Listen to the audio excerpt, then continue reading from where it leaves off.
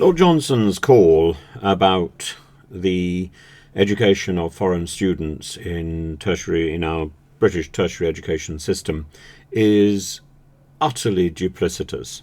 He knows, and I know, that number one, universities are very keen to recruit foreign students because they pay more than British students, and they are charged more than that. They also often demand better accommodation, and therefore find accommodation in the private sector, and that also helps the local economy. It's a good thing. It's a win-win situation.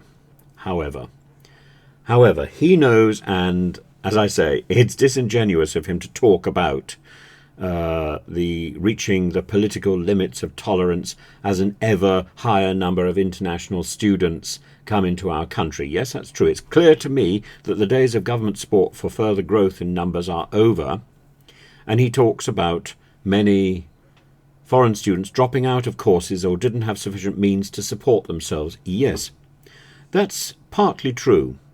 What is also true is that the Home Office delays mean that a lot of students cannot actually get to their universities by the start of the term, and universities have a quite quick cut-off point at which they say, well, if you aren't here within 2 years, within 2 weeks, you have to apply for the next year, or we will transfer your application to the following year. And that's because of the speed of issuing visas. It comes down again to Home Office tardiness. And yes, UK universities are reliant on these foreign students, increasingly reliant.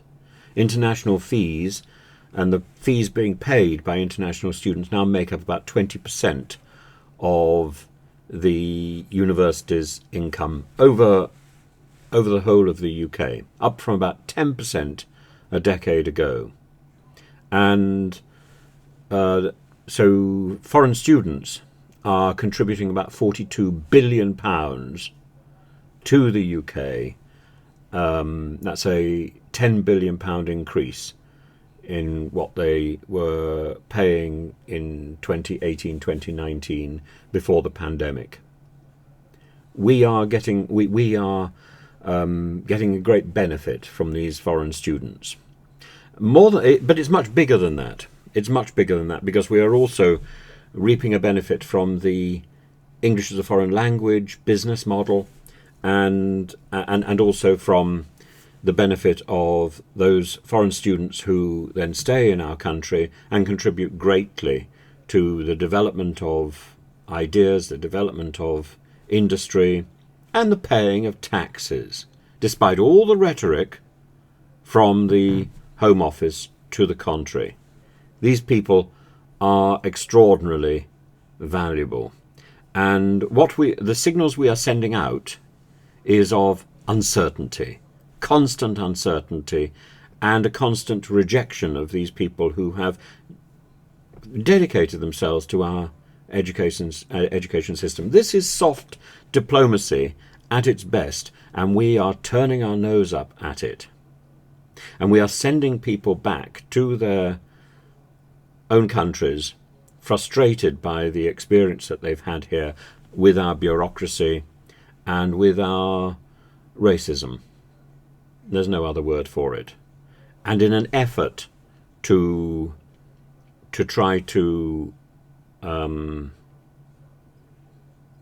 embrace a better quality of tertiary education, we think that being negative about the one bit of that system which is working well, which is actually the foreign student sector, we will do our best to harm that. The Home Office needs to work harder to make that work properly, but it is working well when it works.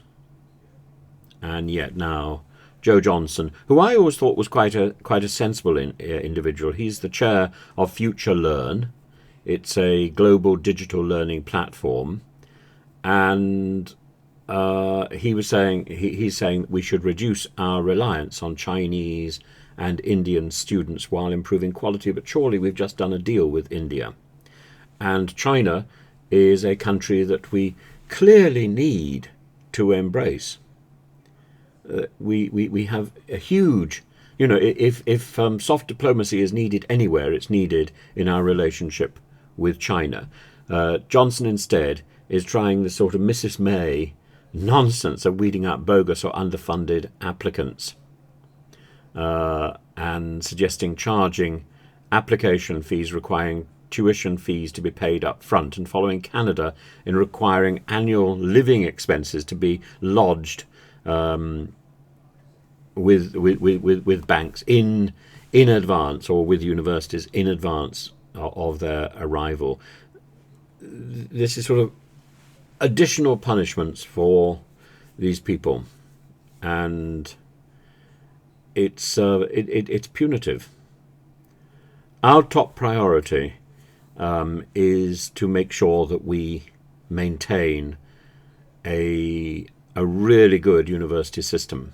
We can't maintain a really good university system without funding, and the international students coming to the UK help that funding model.